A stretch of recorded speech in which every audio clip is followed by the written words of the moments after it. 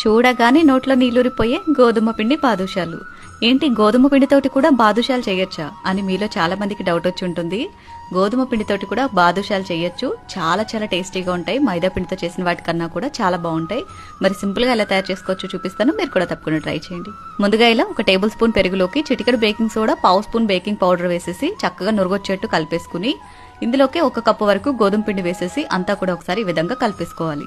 తర్వాత కరిగించుకుని గోరువెచ్చగా ఉన్న నెయ్యిని 1/4 కప్పు వరకు యాడ్ చేసుకుని చక్కగా ఇందులోకి బాగా మిక్స్ అయ్యేట్టు ఈ విధంగా కలిపేసుకోవాలి. నెక్స్ట్ ఈ పిండిలోకి కొంచెం కొంచెంగా నీళ్లు పోసుకుంటూ చపాతీ ముద్దలాగా కలుపుకొని ఒక 15 నిమిషాల పాటు పిండిని మ్యారినేట్ చేసుకోవాలి. తర్వాత మనం ఏ కప్పు తోటి అయితే పిండిని మెజర్ చేసుకున్నామో అదే కప్పు తోటి 1 కప్పు పంచదార, 1 కప్పు నీళ్లు పోసేసుకుని లేత తీగ పాకం రానివ్వాలి. పాకం ఉడికేలోపు రెడీ చేసుకున్న పిండితోటి ఇలా చిన్న చిన్న బాదుషాలు చేసుకోవాలి.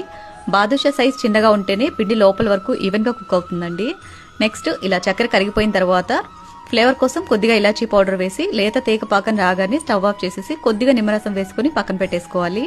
తర్వాత బాదుషాలని ఈ విధంగా గోరువెచ్చగా ఉన్న నూనెలో వేసుకుని వాటంతట అవి పైకి వచ్చేంత వరకు మీడియం ఫ్లేమ్ లో గరిట పెట్టకుండా ఫ్రై చేసుకోవాలి. తర్వాత 2 వైపులకి కూడా టర్న్ చేసుకుంటూ ఇలా మంచి గోల్డెన్ బ్రౌన్ కలర్ వచ్చేంత వరకు ఫ్రై చేసుకుని వేడివేడిగా ఉన్న పాకంలో వేసేసి 2 వైపులకి తిప్పుకుంటూ పాకంలో ఒక 5 నిమిషాల పాటు నానబెట్టుకున్నారంటే ఎంతో టేస్టీ అయిన గోధుమ పిండి బాదుషాలు రెడీ. చాలా చాలా బాగుంటాయి. తప్పకుండా ట్రై చేయండి. వీడియో నచ్చితే లైక్ చేయండి. ఫుల్ వీడియో డీటెయిల్ గా యూట్యూబ్ ఛానల్లో పోస్ట్ చేస్తాను, ఒకసారి చెక్ చేయండి.